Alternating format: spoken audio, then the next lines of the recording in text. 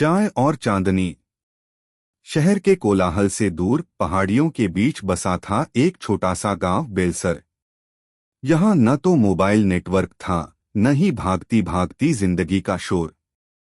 हर शाम जैसे ही सूरज पहाड़ी की ओट में छुपता, गांव की गलियां चुपचाप एक दूसरी दुनिया में बदल जाती, चांदनी की दुनिया में। गांव के एक छोर पर था एक पुराना चायखाना, नील चाय वाला।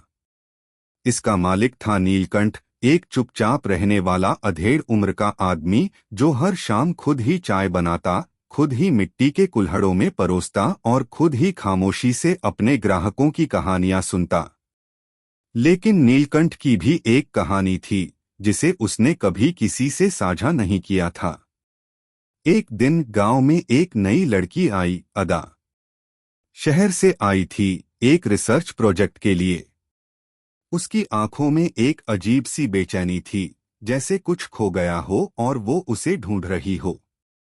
रोज शाम को वो नील चाय वाला पहुंचती, चुपचाप चाय पीती और पहाड़ियों की ओर देखती रहती। नीलकंठ ने पहली बार किसी से बात करने की इच्छा महसूस की। कभी चांदनी में पहाड़ देखे हैं? उसने एक दिन अदा से पूछा। अदा ने मुस्कराकर कहा, नहीं, लेकिन देखना चाहती हूँ। उस दिन से हर रात नीलकंठ और अदा पहाड़ों की चोटी पर बैठते, चाय पीते और चांदनी में डूबे गांव को देखते। अदा अपनी कहानियां सुनाती, कैसे उसने अपने माता पिता को कम उम्र में खो दिया, कैसे उसे शहर की जिंदगी कभी अपनी नहीं लगी और कैसे वो सुकून ढूंढने यहाँ आई थी। नीलकंठ बस सुनता रहता। लेकिन एक रात उसने भी अपनी कहानी कह दी। मैंने भी एक बार शहर छोड़ा था। वहां मेरी एक मंगेतर थी, आर्या।